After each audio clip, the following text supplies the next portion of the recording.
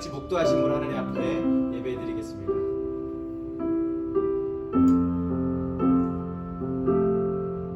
하나님은 영이시니 예배하는 자가 영과 진리로 예배할지니라. 아멘.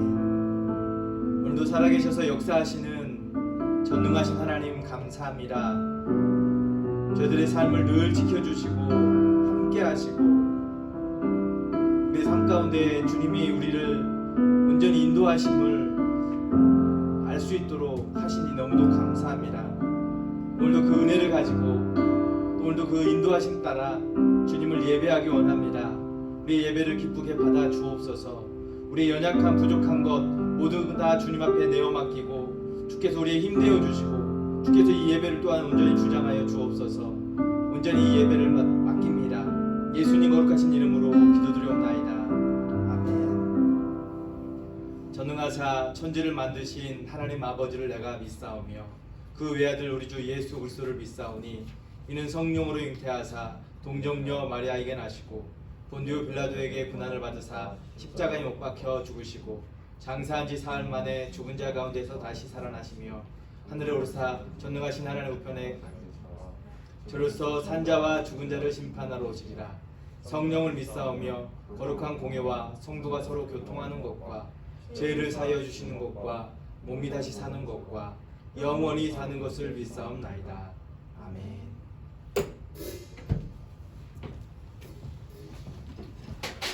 이번 주 예배 참석하신 우리 KM 친구들 환영합니다. 저희들 신나게 우리 예배를 시작해보면 좋겠습니다.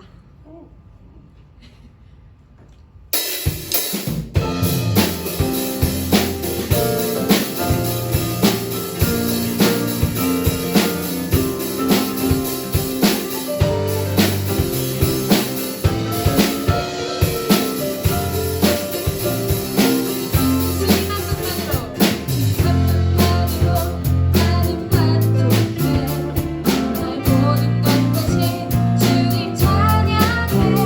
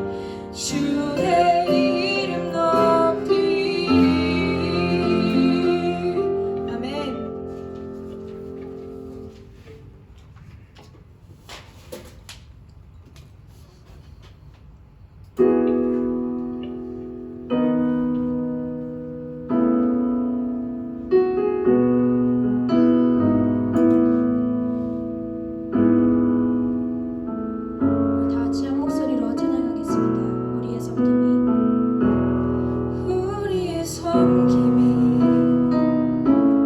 더 낮은 곳으로 우리의 고백이 더 낮은 곳으로 쓰러져 있는 그들을 향해 당신이 그랬듯 더 낮은 곳으로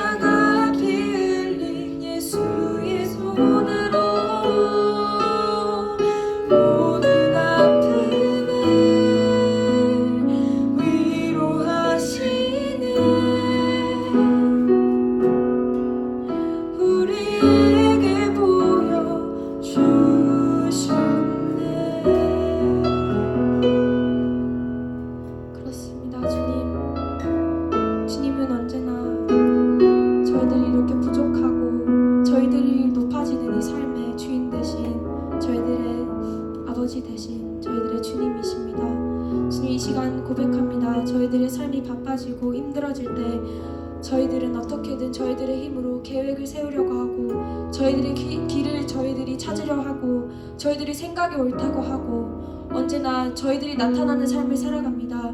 하지만 주님, 오늘의 찬양을 통해서 주님이 저희들에게 주신 말씀을 통해서 저희들이 다시 한번 저희들의 자리가 어딘지 다시 한번 생각할 수 있도록 도와주시옵소서. 다시 우리들의 자리가 낮아지고 정말 높으신 주님을 다시 한번 영광 올려드리는 예배가 되길 원합니다. 온전히 주님만을 생각하게 하시고 주님께서 얼마나 저희들을 사랑하시기에 십자가의 보혈로 저희들에게 보여주셨는지 저희들이 다시 한번 기억하고 저희들이 얼마나 주님을 높여드려야 하는지 높이 바라봐야 하는지 다시 한번 저희들이 깨달을 수 있는 그 지혜를 이 시간 우리 찬양팀 목사님들 그리고 모든 선생님들 우리 KM 친구들이 다시 한번 생각할 수 있는 그 지혜를 부어주시옵소서. 오직 주님만을 생각하는 시간이 되길 원합니다. 저희들의 명철이 더 나타나는 것이 아닌 온전히 주님만을 높여드리는 예배가 될 수 있도록 도와주시옵소서. 주님 감사드립니다. 이 시간 저희들과 함께 하여 주심에 저희들이 찬양할 수 있고 예배드릴 수 있음에 참 감사드립니다. 저희들이 지금 어려운 코로나 시간을 저희들이 계속해서 보내고 있지만 주님, 저희들은 포기하지 않고 느려지지 않고 계속해서 주님의 길을 따라갈 수 있는 주님들의 자녀로 성장해 나갈 수 있도록 도와주시옵소서.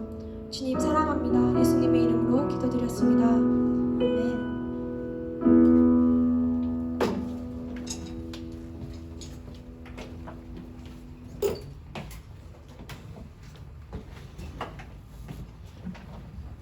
우리 하나님 말씀 보도록 하겠습니다. 하나님 말씀 마가복음 7장 24절부터 30절까지입니다.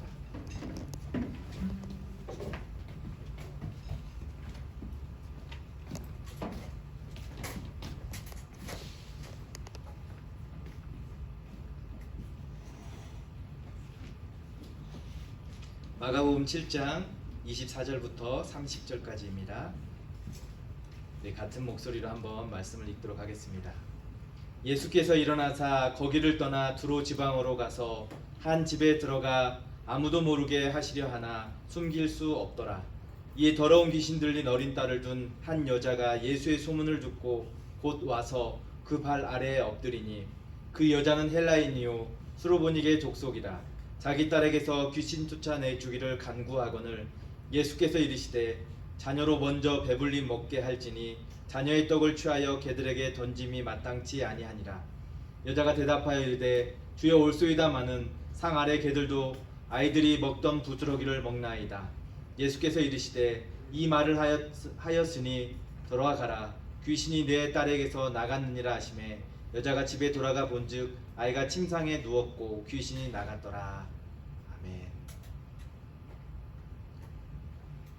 겸손한 믿음과 기도란 제목으로 말씀 나누려 합니다. 지난주에 인도에서 오신 선교사님과의 잠깐의 만남의 시간이 있었습니다. 선교사님은 자신의 삶의 이야기를 좀 나누셨어요. 인도 출신 목사님과 결혼을 하셨어요. 한국인 사모님인 이 사모님과의 첫 만남부터 그리고 인도에서 어떤 삶을 살아가고 계시는지에 대해서 간략하게 이야기를 하셨습니다. 그런데 이야기를 듣다가 충격을 받지 않을 수가 없었습니다. 전 세계가 코로나 바이러스로 힘들어하고 있는데 특별히 인도발 변이가 어쩌고 저쩌고 하는 이야기를 우리가 하지 않습니까? 더 강력한 변이 바이러스가 출현해서 3차, 4차 웨이브로 인해서 확진자가 계속 증가하고 있는 것을 우리는 알고 있습니다. 그런데 우리가 증가하고 있는 이 확진자 숫자를 보면서 놀라고 있지만 인도에서 발생하는 이 확진자의 숫자를 우리가 알고 나면 우리에게 있어서 확진자가 발생한 그 인원을 볼 때 저는 아무것도 아니라는 생각을 하게 될 것 같습니다. 인도에서는 한때 하루에 확진자 수가 40만 명에 육박하는 코로나 확진자들이 나왔다고 합니다. 그것도 꾸준히 그런 숫자로 늘어나고 있는 상황을 이야기해 주셨어요. 도시 전체가 락다운되고 며칠이 될지 정확히 공고되지 않은 채 집 밖에 나가지 못하게 했다고 합니다. 선교사로 그리고 인도로 시집와서 지금껏 걱정은 하지 않았다고 합니다. 끼니 걱정을 하지 않았다고 합니다. 물론 생활에 많은 불편함은 있지만 밥을 못 먹는다라는 것은 걱정하지 않고 살았다고 해요. 하지만 이 코로나로 인해서 집안에서 먹는 것이 다 떨어지고 락다운된 상태에서 이제 뭘 먹을 수 있을까? 뭘 먹어야 할까를 걱정해야 하는 상황이 되니까 이건 기도가 저절로 나오지 않을 수 없었다고 합니다. 코로나로 인해서 병원에서 사람이 수없이 죽음을 맞이하고 가난과 삶의 형편 때문에 병원을 찾을 수 없는 사람들이 코로나 바이러스로 죽어 나가는 일이 허다한데 화장장도 24시간을 풀 가동해도 죽은 사람을 다 처리할 수 없을 만큼의 그런 많은 사람들이 죽음을 맞이했다고 합니다. 그래서 겐지스강에서 죽은 사람을 띄워 불태우고 물에 띄워 흘려보내는 일들이 허다했다고 합니다. 그런데 겐지스강의 홍수로 인해서 죽은 사람의 시체가 둥둥 떠다니는 일로 인해서 2차, 3차 감염과 오염 문제가 아주 심각하다는 이야기를 하셨습니다. 또한 주변 사람들이 수없이 죽어나가니까 집안에서 전화가 올 때마다 걱정과 두려움이 앞섰다고 합니다.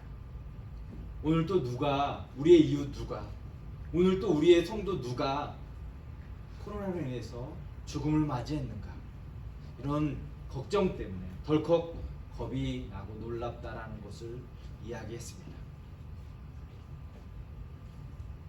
그런 어려운 환경 속에 잠시 쉼을 가질 수 있는 기회가 생겨서 이곳 캐나다에 오게 되었다고 해요. 인도에서 여기까지 다이렉트로 올 수 있는 비행기편이 있지 않아서 캐나다 이곳까지 들어오는데 꼬박 6일이 걸렸다고 합니다. 물론 여러 곳을 경유했을 것이고 경유할 때마다 코로나 검사를 했겠죠. 이런저런 삶의 형편을 들으면서 이런 이야기를 하시더군요. 하루에 40만 명이 확진자가 발생하고 수없이 많은 사람들이 죽어나가니까 그들의 그 삶에서 이런 고백이 나온다고 해요. 오늘도 살아있음에 감사하다. 살 수 있음에 감사하다는 생각을 가지면서 삶의 의미가 너무 크게 다가왔다고 합니다. 이전에 이 현지 인도인들이 크리스천이 되었어도 교회를 다니면서도 그들이 기도할 때 무엇인가를 해주세요, 뭔가 도와주세요 라고 하는 그런 기도를 참 많이 했다면 이제 이 코로나가 발생한 이후에 오늘 하루에 생명을 허락하신 살아있게 하심에 대해서 감사 기도를 드리는 그런 일이 그들에게 생겼다고 해요. 삶의 변화가 일어났다는 거죠. 잘 바뀌지 않던 그들이 20년 가까이 땀 흘리고 수고하며 그들에게 복음을 전하고 삶을 나누고 함께했던 그들이 그렇게 변하지 않고 오늘도 뭘 주세요, 오늘도 뭔가 채워주세요 라고 하는 그런 고백을 하던 사람들이 코로나가 한순간에 그들의 삶의 내용 그리고 그들의 기도의 내용을 바꾸어 놓은 얘기를 하면서 그 삶을 나누었습니다. 이야기를 들으면서 아무런 노력도 하지 않고 우리가 살아있고 또 삶을 누리고 생활하고 있음에 대해서 생각해 보았습니다. 감사보다는 불평, 불만족의 목소리를 많이 내었던 인생. 오늘을 살 수 있음에 대해서 감사하고 누릴 수 있음에 대해서 감사하고 건강 지켜주심에 대해 감사하고 이런 감사의 마음을 다시 가져보는 시간을 가져보면 어떨까라는 생각을 더 해보았습니다. 결국 겸손히 내 삶을 지키시고 인도하시는 분, 주님께 내 자신을 낮추고 겸비함으로 나아가야 함을 다시금 마음속에 생각하게 되었습니다. 여러분 어떻습니까? 여러분의 삶은 어떤 마음으로, 어떤 생각들로 채워져 있습니까?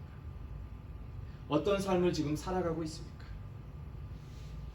여러분 오늘 본문의 이야기를 여러분 어떻게 기억하시는지 잘 모르겠지만 오늘 본문에서 예수님께서 두루 지방으로 가시면서 거기에서 발생한 이야기입니다.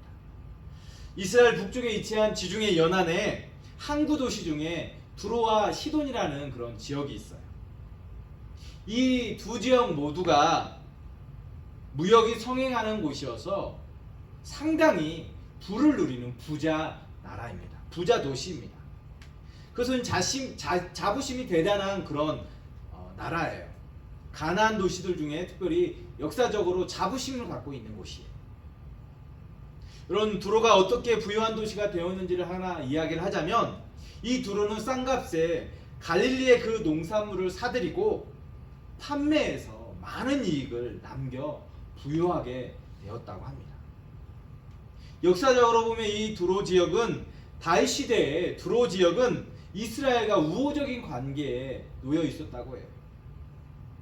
하지만 얼마 가지 못해서 이 두로는 아주 사악한 나라가 되었어요.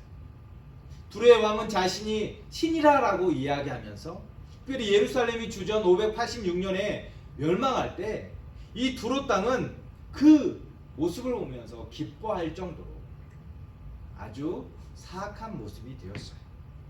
그런 유대인들과의 그 관계 속에 원만한 관계가 이루어지지 않았겠죠.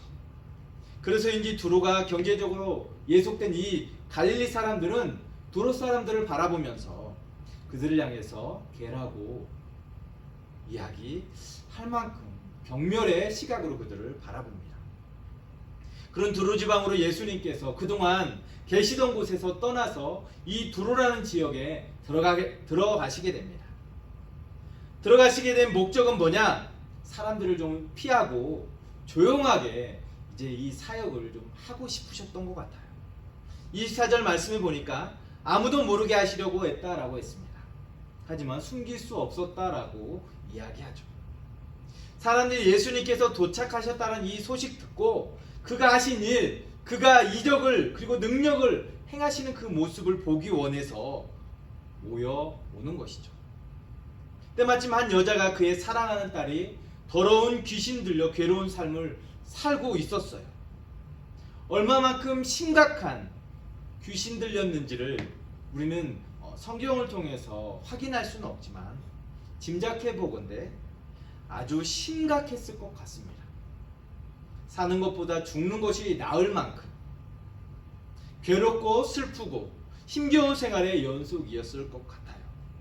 그러니 그 괴로운 시간을 빨리 마치기를 원해서 빨리 치유되고 고쳐졌으면 좋겠다는 생각으로 예수님의 소문을 듣자마자 곧바로 와서 예수님 앞에 엎드렸어요. 25절 말씀에 보니까 이에 더러운 귀신 들린 어린 딸을 둔 한 여자가 예수의 소문을 듣고 와서 그 발 아래에 엎드리니라고 했어요. 여러분 예수님께서 지금 두로 지방에 들어오실 때는 조용히 들어오셨어요. 아무도 모르게 한 집에서 조용히 머물면서 당신의 그 사역을 이루어 가시려고 하셨어요. 그런데 어떻게 알고 이 더러운 귀신 들린 이 딸을 둔 이 여자가 예수님의 그 소문을 듣고 이곳에 왔는지, 그 딸을 둔 수르보니게 여인이 예수님을 바라보고 예수님 앞에 엎드렸어요. 26절에 그 여자는 헬라인이고 수르보니게 족속이라고 성경은 기록합니다. 유대인이 아닌 이방인이라는 거죠. 또 수르보니게는 수리아와 그리고 페니키아의 이 두 단어의 합성어라고 해요. 그런데 이 수르보니게 여인은 어디서 얻은 지식인지 모르지만 마태복음의 기록에는 그가 다윗의 자손 예수여 나를 불쌍히 여기소서라고 하는 다윗의 자손의 자손임을 그가 밝히고 있어요.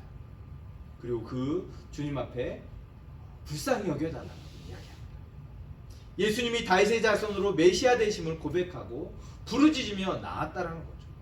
하지만 오늘 본문에서는 그가 그 예수님 앞에 엎드리고 고백하고 있습니다.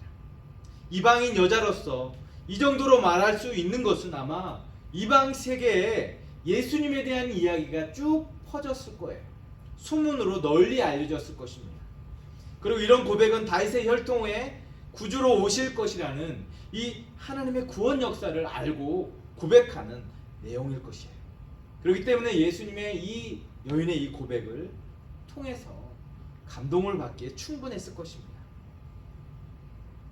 여러분, 귀신이 들렸다라는 것, 살아있지만 살아갈 수 없는 그런 상태일 것입니다. 자신의 몸인데 마음대로 할 수 없고 악한 영에 사로잡혀서 죽은 자와 다름없는 그 삶을 살아가는 것이 어찌 살아있는 모습이겠습니까? 저도 어릴 적에 사는 동네에 귀신 들린 사람이 살았어요. 얼마만큼 귀신에 사로잡혔는지 저는 잘은 모르지만 생김새는 멀쩡해 보여요. 제가 동네 사람들에게 들었던 이야기는 그 젊은이는 어릴 때 청소년 시절에 아주 공부를 잘했다고 합니다. 똑똑하고 또 명철했다고 해요. 귀신에 사로잡히니까 언제 갑자기 정상생활에서 돌변할지 알 수 없어요. 이상의 행동과 말을 하면서 정신이 나간 사람처럼 몇 날 며칠을 어딘지 모르게 헤매고 다녀요. 왜 거기에 와 있는지, 왜 그곳에 있는지 그는 알지 못해요. 악한 영에 사로잡혀서 멀쩡하던 사람이 포악해지고 온갖 희귀한 말을 하면서 눈빛조차 초점이 없고 흔들리고 사람과 눈을 마주치지 못하는 모습을 저는 보았어요. 도저히 일상생활이 불가능한 이 상태가 된 것이죠. 사람들에게 속해서 살지만 쉽게 다른 사람들과 어울릴 수 없는 그런 모습을 갖고 있어요. 언제 어떻게 돌발 행동을 할지 예측할 수 없기에 사람들은 그의 모습에 대해서 늘 두려워했습니다. 아마도 이 여인도, 아마도 이 어린 딸도 예수님께 찾아온 목적은 바로 그런 힘든 나날을 살아가고 있는 그 딸을 사랑하지만 더러운 귀신에 사로잡혀서 거기에서 놓여 자유롭게 되기를 원했기 때문에 예수님에 대한 소문, 그의 능력, 그의 이적을 행하는 그 모습에 대해서 한발치에 예수님 앞에 엎드려 나온 것이죠. 그렇게 자기 딸을 고쳐달라고 예수님께 청하는데 예수님은 뜻밖의 말로 거절하십니다. 아이들에게 줄 빵을 개에게 던지는 것이 옳지 않다라고 말합니다. 27절에 보니까 자녀로 먼저 배불리 먹게 할지니 자녀의 떡을 취하여 개들에게 던짐이 마땅하지 아니하니라라고 했어요. 귀신 들린 딸 고쳐달라는 여인에게 개 취급하고 있는 모습입니다. 예수님의 이 말씀은 듣는 사람 입장에서는 너무도 불쾌하고 치욕스러운 수모를 당하는 그런 말일 거예요. 나를 향해서 개라고 부른다면 저 역시도 자존심 상하고 화가 나고 아마도 그런 예수님 앞에 뭔가를 이야기하기가 쉽지 않을 것 같아요. 자존심 상하게 하는 말, 무시하고 욕하는 이 말을 받기에 내 마음이 허락되지 않아요. 여인도 마찬가지일 것 같아요. 하지만 이 말을 잘 살펴보면 좀 특이한 모습이 있습니다. 단순히 욕이 아니었던 것 같아요. 우선 여기서 개라고 표현하는 이 말은 헬라어로 그냥 단순히 개가 아니에요. 들개를 의미합니다. 집에서 기르는 들개를 의미하지 않고 집에서 기르는 개를 이야기합니다. 개라는 표현은 유대인들에게 있어서 이방인을 향해서 거리낌 없이 말하던 늘상 사용하던 그런 언어였어요. 그럼에도 불구하고 이방인 수로보니게 여인에게 감당할 수 없는 그 말임이 틀림없을 거예요. 자존심 상하고 욕하는 그 말, 그것을 받는 데는 쉽지 않겠죠. 하지만 여인의 대답은 이래요. 주님 옳습니다. 그러나 상 아래에 있는 개들도 아이들이 흘리는 부스러기를 얻어먹습니다. 예수님은 이 여인의 반응에 이렇게 또 말씀하시죠. 내가 그렇게 말하니 돌아가거라. 귀신이 내 딸에게서 나갔다라고 말씀합니다. 집에 돌아와 보니까 정말 아이가 침대에 누워 있고 귀신은 이미 나가 없었습니다. 여인이 어린 아이가 그 딸이 정상 생활의 모습을 갖고 있는 것이죠. 여러분, 이 이야기에서 우리가 생각해보고 마음에 새겨야 할 내용이 저는 두 가지로 요약을 좀 하고 싶습니다. 이가 이방인 지역의 두로 지방에서 발생했다고 했습니다. 하나님의 은혜가, 기적이 유대인에게뿐만 아니라 이방인에게도 누구에게나 베풀어질 수 있음에 대해서 성경은 말씀하고 있다라는 거죠. 말씀을 전하면서 앞에서 인도 선교사님의 이야기를 저는 조금 나누었습니다. 사실 인도하면 떠올리는 우리의 이미지들이 있어요. 인도 사람들은 상대하지 말아야 돼. 인도 사람은 불쾌해. 인도 사람들은 사기꾼 같은 사람들이 참 많아라는 생각을 가져요. 또 인도는 불교의 나라라서 미개하고 수없이 많은 인구가 있고 불결하다라는 생각을 우리는 가지고 있습니다. 많은 부분에서 편견을 가지고 있다라는 거죠. 아마도 그렇게 생각하는 데는 우리 스스로 그들보다 낫다라는 생각을 하기 때문일 것이에요. 나는 그 사람들보다 조금 낫고, 나는 그 사람들보다 더 젠틀하고, 그 사람들의 삶과 좀 다르다라는 생각을 하게 되는 거죠. 마치 우리가 유대인이나 된 듯 이방인인 두로나 시돈 사람들, 헬라 사람들을 무시하고 천시하고 멸시하는 그런 태도를 가지고 있는 것이죠. 하지만 어떻습니까? 하나님의 은혜는, 하나님께서 베푸시는 기적은 유대인만 베풀어지고 유대인을 향한 것이 아니라는 거죠. 유대인뿐만 아니라 이방인도 상관하지 않고 하나님 앞에서 자신을 한없이 낮추고 하나님의 은혜를 구하는 사람, 자기 자신을 겸손히 낮추고 비우는 자에게 하나님께서 은혜를 베풀어 주신다는 사실이죠. 수르보니게 여인이 귀신 들려 괴로워하는 것을 딸을 고치기 위해서 이방인으로서 유대인인 이 예수님의 발 앞에 엎드린 것을 한번 상상해 보세요. 단순히 딸을 고쳐주세요 라고 하는 이 절박한 심정을 넘어서 자기 자신을 낮추는 모습, 그 앞에 엎드리는 모습 보세요. 예수님을 높이는 모습입니다. 예수님 앞에 자신을 한없이 낮춘 겸손의 모습인 것이죠. 지난 시간에도 말씀드린 것처럼 여러분, 우리가 어떤 자격이 있어서 하나님께 부름을 받고 구원을 받고 은혜를 누리는 것이 아니라고 말씀드렸어요. 전적인 이 하나님의 은혜로 인한 것이라고 말씀드렸습니다. 주의 은혜로 받을 만한 자격이 있다기보다 주님께서 우리로 은혜의 선물로 주신 것을 말씀드렸습니다. 여인이 이 같은 모습이 바로 오늘 우리가 붙들어야 할 심정인 줄 믿습니다. 하나님의 백성으로서 선민의 어떤 권리는 없지만 겸손히 그 부스러기라도 얻으려는 이 여인의 태도, 우리가 붙들어야 할 모습이죠. 아무런 자격과 아무런 능력과 어떤 선한 것도 없지만 하나님 자녀들에게 주는 그 빵의 부스러기라도 떨어지는 것을 그 개는 먹을 수 있지 않습니까? 부스러기라도 얻어먹고 싶은 심정, 부스러기라도 얻으려고 하는 그 마음이 오늘 우리에게 있어야 한다는 거죠. 내 삶을 보면 주님 앞에서 어떤 선한 것도 없고 내가 믿음으로 산다고 하지만 늘 나의 삶은 수많은 도전 앞에 무너지는 모습 있지만 그래도 하나님의 은혜를 구하는 부스러기의 신앙을 붙드는 그 모습이 우리에게 있어야 한다는 거죠. 또 한 가지는 바로 이 모습에서 예수님의 마음을 우리가 가질 수 있을 것 같습니다.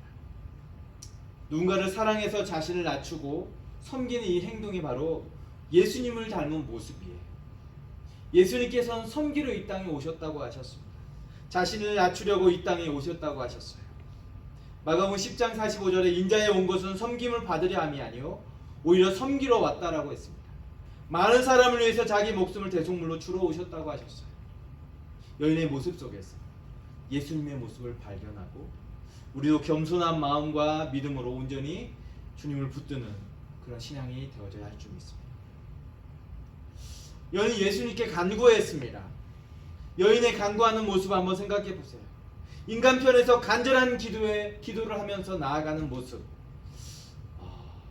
어느 순간 우리는요, 점점 기도의 강도가 낮아지고 또 기도의 시간이 점점 작아지고 기도하는 횟수가 점점 작아지는 우리의 모습들이 있다는 생각을 할 수 있을 것 같습니다.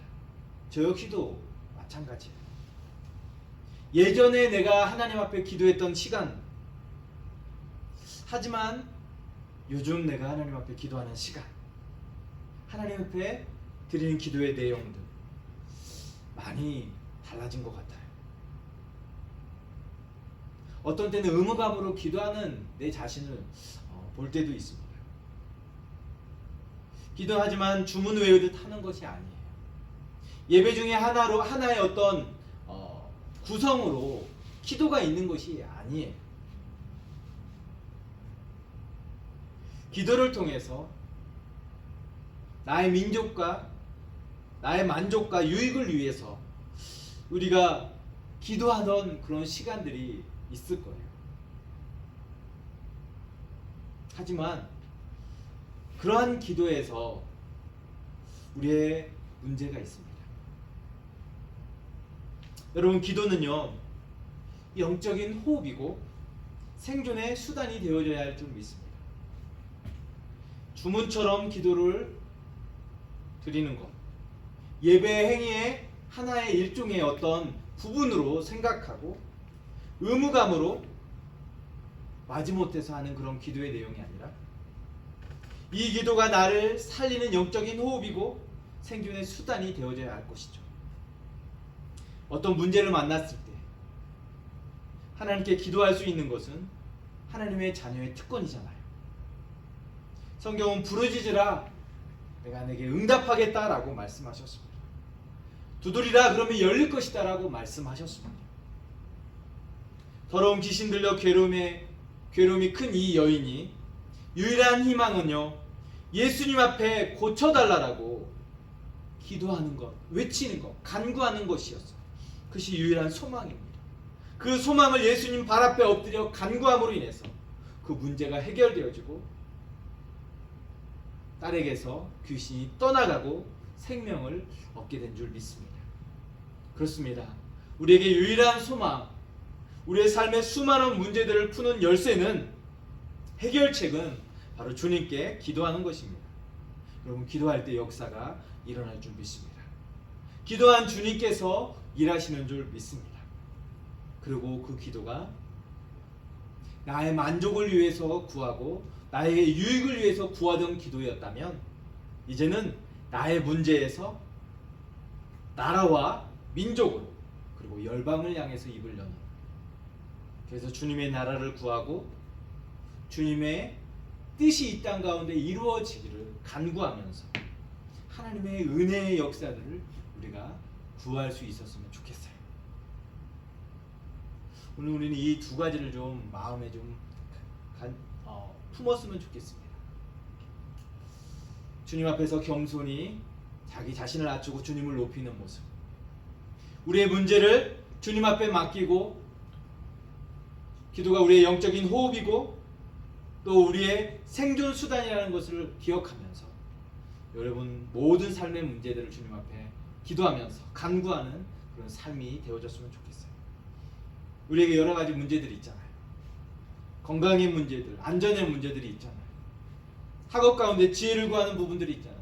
가족의 문제들이 있잖아요. 그 모든 것들을 우리가 주님 앞에 간구하며 나아갔으면 좋겠어요. 의무감이 아니라 기도를 통해서 우리가 살 수 있는 유일한 소망이고 또 기도가 능력이라는 것을 알고 하나님의 자녀의 특권임을 알고 그렇게 기도하며 나아갈 수 있었으면 좋겠습니다. 이 한 주간 그렇게 또 주님 앞에 기도하면서 주님 앞에 자기 자신을 낮추는 그런 삶을 잘 살아낼 수 있었으면 좋겠습니다. 같이 기도하겠습니다. 겸손한 믿음과 그리고 기도로 주님 앞에 좀 우리가 나아갈 수 있었으면 좋겠어요. 우리 자신이 아무런 은혜를 받을 만한 그런 요소들이 없어요. 하나님께서 우리를 은혜를 부어주시고 선물로 주시고 우리를 구원하여 주셨음에 대해서 감사하면서 우리 자신을 좀 낮추고 겸손히 주님 앞에 좀 엎드리는 마음으로 그런 믿음으로 우리 주님 앞에 좀 간구하면 좋겠고요. 여러분의 삶의 문제들 주님 앞에 기도했으면 좋겠어요. 그 기도를 통해서만이 역사가 일어나고 기도를 통해서만이 문제가 해결되어지고 또 우리가 살아갈 수 있는 유일한 그런 소망이 되어진 줄 믿습니다. 그렇게 주님 앞에 기도하며 나아가겠습니다. 주님 감사합니다. 이 시간 주님 앞에 우리의 삶의 문제들을 다시금 맡기고 또 주님을 의지합니다. 우리가 어떤 은혜를 받을 만한 요소들이 없습니다. 우리에게 어떤 선한 것도 없습니다. 우리가 어떤 특권, 어떤 자격이 있는 것도 아닙니다. 다만 주님께서 우리에게 은혜를 베풀어 주셨고 우리를 구원하여 주셨고 우리를 당신의 그 자녀 삼아 주셨음에 대해서 감사하고 우리 자신을 날마다 낮추고 주님 앞에 엎드리는 자들이 되게 하여 주옵소서. 주님 발 앞에 엎드려 간구하던 여인의 모습처럼 헬라인이요 그리고 수르보닉의 족속인 이 여인의 모습처럼 주님 앞에 엎드리는 저희들의 삶이 되게 하여 주옵소서. 또한 기도하게 하여 주옵소서. 우리가 해결할 수 없는 문제들, 우리가 감당할 수 없는 문제들, 수없이 많은 우리의 문제들 주님 앞에 내어놓습니다. 주님 그 문제 가운데서 하나님의 능력을 행하여 주시고 주님 일하여 주시고 우리가 그 가운데서 주님이 도우시는 그 손길을 날마다 경험할 수 있도록 도와주옵소서. 온전히 주님께 의탁합니다. 예수님 거룩하신 이름으로 기도 드리옵나이다. 아멘. 하늘에 계신 우리 아버지여, 이름이 거룩히 여김을 받으시오며 나라가 임하옵시며 뜻이 하늘에서 이루어진 것 같이 땅에서 이루어지이다. 오늘 우리에게 일용할 양식을 주옵시고 우리가 우리에게 죄 지은 자를 사하여 준 것 같이 우리의 죄를 사하여 주옵시고 우리를 시험에 들게 하지 마옵시고 다만 악에서 구하옵소서. 대개 나라와 권세와 영광이 아버지께 영원히 있사옵나이다. 아멘. 예배를 마쳤습니다. 예배 자리에 함께한 여러분 진심으로 환영합니다. 영상으로 예배에 참여한 여러분의 예배를 주님께서 기쁘게도 받으시리라 믿습니다. 광고하겠습니다. 여러분 개인 건강 신경 쓰시고요. 가급적이면 교회에 함께 나와서 같이 예배드리면서 하나님 앞에 나아갈 수 있었으면 좋겠습니다. 한 주간 주 안에서 승리하십시오.